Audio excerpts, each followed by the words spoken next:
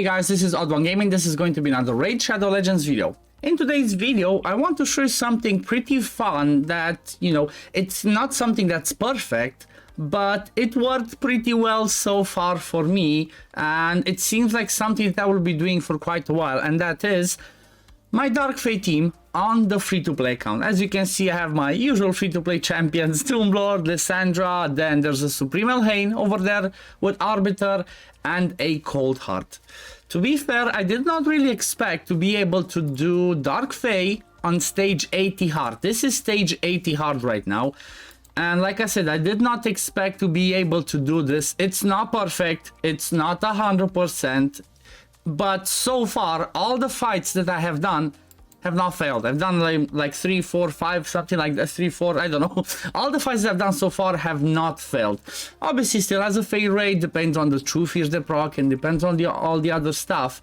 But I really like this team because the principle of it's kind of like the same that I have had so far for most of my videos. And it's one of those simple principles where you turn control the enemy team, you kill yourself, and then you continue to slowly take down the boss. You're gonna take some hits, the boss is gonna hit you, you're gonna hit back, you're gonna heal up, revive, all that fun stuff. And honestly, the reason why I really wanted to show this team is because from my point of view, even though yes, I do have the really good legendaries in this team, it's kind of a free-to-play friendly in the sense of the principle that I'm using. So as an example, let's say you do not have a Lisandra, which yes, she's a goddess for this boss and she provides you amazing terminal control, but Lisandra can be replaced. Like, I don't have Lisandra on the main account, but Lisandra could be replaced by a Deacon in there.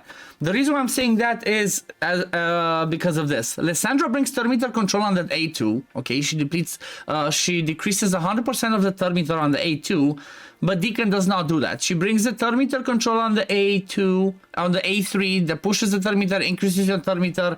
Deacon does not do that. So what that means is you're going to be taking more hits if you have Deacon instead of Lisandra. However, the thing that Deacon provides in the team is the leech on the A1.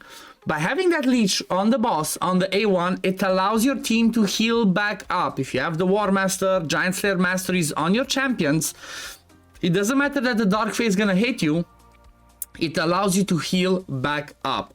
Then when it comes to the Tombhlord's kind of like, yes, he's another one he's pretty ideal for this because he brings decreased speed on the A1.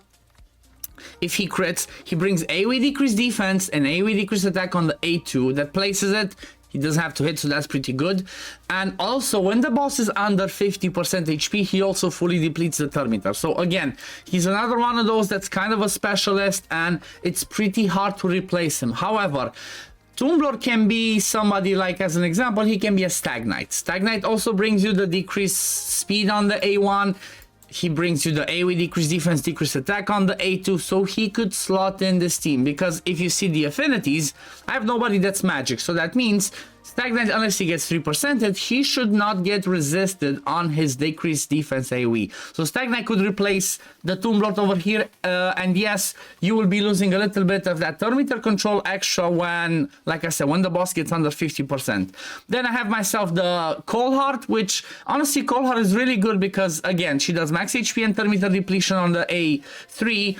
And if you don't have Cold Heart, maybe have a Royal Guard. But hopefully you should have a Cold Heart. Because at the end of the day, like I said, this team is fighting stage 80 hard. So this team is full auto doing stage 80 hard of the Dark Fae. So I'm not going to stay here and try and show you teams with using 2 Army Guards and Haikatun and all that. It could work with some crazy stats. But the whole idea is look at this team, look at the fact that it's actually working. Even if it fails, it's a 3-minute and a bit team. I can always rerun it and just keep doing it up until I beat the boss, do all my keys, and then move on with my day. So I'm going to show you after this run ends how I put the presets, because most of the times for these types of teams and the auto teams especially is the ones that you put there and just let it go on its own and try to farm stuff.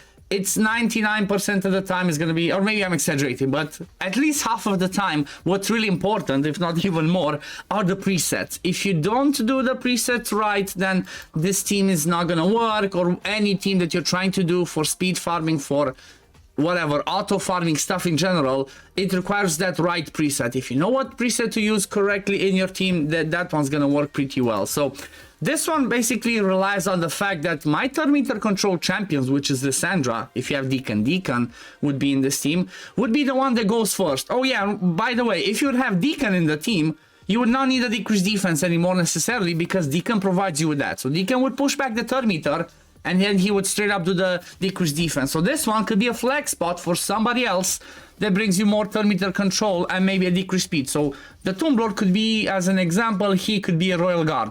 Decreased speed on the A3, turn meter control on the A3, backup decreased defense on the A1, and AoE hit, you know, the enemy max HP hit on the A2. Supreme Line is just basically any nuker that you have in here that can bring you, that can one-shot your team. That's all I'm using. It doesn't matter who it is, just somebody that can one-shot your team. May they be Void Affinity or may they be Magic. If you bring somebody that's Force, might be a problem because they might weak hit on the Spirit Affinity. So keep that in mind when you're building this type of team. Then again, Cole had already said, and honestly, the flex spot, like, what's more free to play than an Arbiter? Like, the last one's just Arbiter that helps me revive if I'm on a second wave, brings me the increased speed, the increased attack, brings me the turn meter boost on the A3. So it's a pretty fun and pretty easy team, and I'm really happy with this one. And I'm happy that I can actually farm stage 80 hard of the Dark Fate. Like I said, I did not expect this. It seems like the bosses on the Doom Tower are not actually the ones that are the problem. The problem are the waves. Took me a while of manualing to actually get to this point, and there's not too many people in the free-to-play clan, as you can see, that got this high. It gets tougher and tougher. Let's have a quick look now at the presets. So the way that I have the Sand Driver, open with the A3 and then do not use it. Second wave, do not use it. Do not use any of the turn meter control, because the way that I want this to happen for Lisandra is when we get to the boss, she pushes back the turn meter of the enemy, boosts yours, and then after we kill the boss, she goes back with the exhaust and depletes the turn meter of the Dark Fae, trying to stop her not to get a turn. Then Tomb Lord, open with a decreased defense on the first wave, do not use it on the second wave, and on the boss part, make this as a priority, because you want to have decreased defense, decreased attack as often as possible, and also if you can if you can deplete the turn meter when the boss is under 50%, that's gonna be even better. When it comes to Arbiter, I make her open with increased attack on the first wave, then do not use it. I had this to open and then do not use on the second wave, but it becomes a bit tricky, becomes a bit complicated, and the second wave can still kill us. I wanted to try and have this one ready for the boss part, but I noticed that my nuker Supreme Elhain hits hard enough even without the increased attack, so this has made it more reliable for the second wave to get it killed, because we revive, boom, straight up we can go and increase the attack, heal us if we're under 50%. So this way is just basically second wave. Arbiter can do whatever. On the third wave, you want this if it's ready to use this. If not, the revive. Maybe I should even swap it. Maybe I should have the revive first. So let's say we have the increased attack on the first wave, just open with this, but always do the revive when you can, because if you do revive somebody, you get another turn, and then you can go into the A2. So again, presets make it really important. Then when it comes to Cold Heart, I have Cold Hearts whatever on the first wave. Second wave, do not use the Heartseeker. I want to have this for the boss part. And then on the boss part, I make the Heartseeker priority and do not use the A2. Just want to do the Heartseeker as often as possible. I could even honestly leave the A2 in there because I do not have a reflex set on her. If I had the reflex set, then I would completely turn off the A2, and whenever I have this one, I would do it. So I guess I can just leave this one like this. Just always prioritize Heartseeker, and I make her open with the A1 because she goes before my Supreme Elhain. So I do not want to waste the Heartseeker on anybody just randomly in there. I want this to be ready for the boss. So that's why I open with A1 or A2, but rather A1 because A2 might be used on the second wave and you might not have it off cooldown. When it comes to Supreme Elhain, first wave open with the nuke, second wave open with the nuke if you have it and do not use it, and then on boss part again open with the nuke. As you can see, I don't even have my nuker booked. Doesn't matter. Your nuker can be, like I said, anyway. Even if your Kale can hit hard enough, use your Kale just to nuke your own team. Now let's have a quick look at the build as well, because there's been a little bit of changes.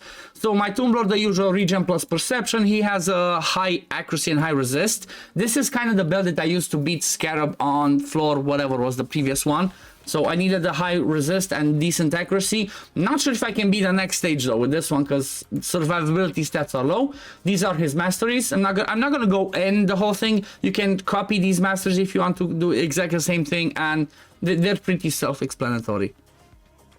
But yeah, one thing that's really important that I did forget to mention is the fact that you want, if you don't have the increased attack, the decreased defense at least from Tomb Lord or Deacon, you want to have the decreased defense go before your nuker goes, because you want to make sure you have enough damage to kill yourself. You might be able to even kill yourself, you know, yourself as the enemy team that was reflected without decreased defense. But just to make it safe and make it easier, because you might not have crazy gear, like for example my Supreme Elhain is lethal, so these are not crazy stats, but with the decreased defense she has enough firepower to kill that team, and then I can move on with my job. Again, these are the masteries. Basically she's just doing War Master, PvE masteries, and then a little bit down the defense tree.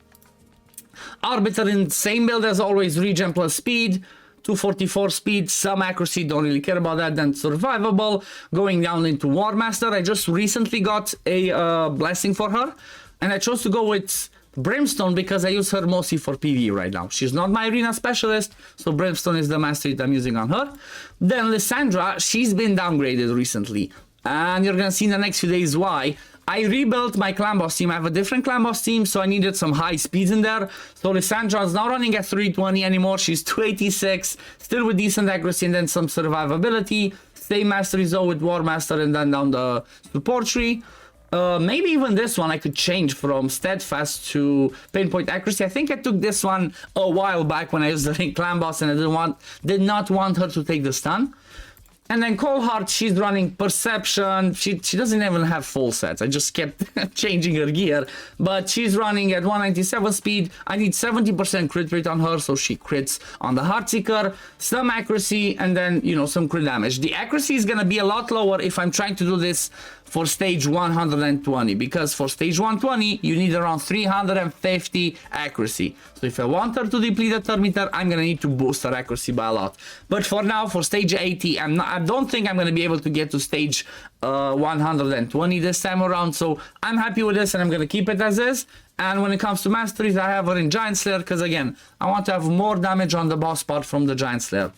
But yeah, this is my team. This is the team that's working for me, and I'm quite pleased. I hope this gives you guys some ideas on, maybe you're still a progressing account, you have not beat the Doom Tower yet, you're trying to find a team that you want to farm the Dark Fae with, because in this rotation the best boss to farm is the Astranex, the Dark Fae, because that one gives you the lethal gear that is kind of like Savage plus crit rate. So it's a huge set, so the highest stage you can farm in the hard version of the Doom Tower, the better. So yeah, this is my my floor 80 Dark Fae team on the free-to-play account. I'm really pleased with this. I hope you guys enjoyed it as well.